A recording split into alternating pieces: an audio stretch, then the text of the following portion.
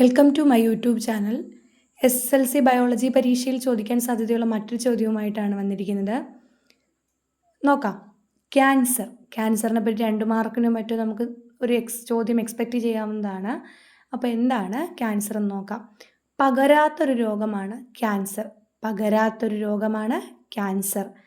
ഈ ചിത്രത്തിൽ തന്നിരിക്കുന്ന പോലെ ആയിരിക്കും ക്യാൻസർ കോശങ്ങളുടെ വളർച്ച. അസാധാരണവും അനിയന്ത്രിതവുമായ കോശവിഭജനം വഴി കോശങ്ങൾ പെരുകി മറ്റു ശരീരഭാഗങ്ങളിലേക്ക് വ്യാപിക്കുന്ന അവസ്ഥയാണ് ക്യാൻസർ. അസാധാരണമാണ്, അനിയന്ത്രിതമാണ് കോശവിഭജനം. അപ്പോൾ ഒരു കോശത്തിലുണ്ടായാൽ മറ്റ് ശരീരഭാഗങ്ങളിലേക്ക് അത് വ്യാപിക്കും. കോശവിഭജന പ്രക്രിയയിലെ നിയന്ത്രണ സംവിധാനങ്ങൾ തകരാറിലാകുന്നതോടെയാണ് സാധാരണ കോശങ്ങൾ ക്യാൻസർ കോശങ്ങളായി മാറുന്നത്. ക്യാൻസർ കോശങ്ങൾ രക്തത്തിലൂടെയും ലിംഫിലൂടെയുമാണ് മറ്റു ഭാഗങ്ങളിലേക്ക് പടരുന്നത്. ക്യാൻസറിൻ്റെ കാരണങ്ങൾ എന്തെല്ലാം?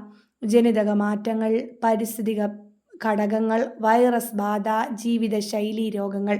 ഇതൊക്കെ ജീവിതശൈലി ഇതെല്ലാം എന്താണ്? ക്യാൻസറിൻ്റെ കാരണങ്ങളാണ്.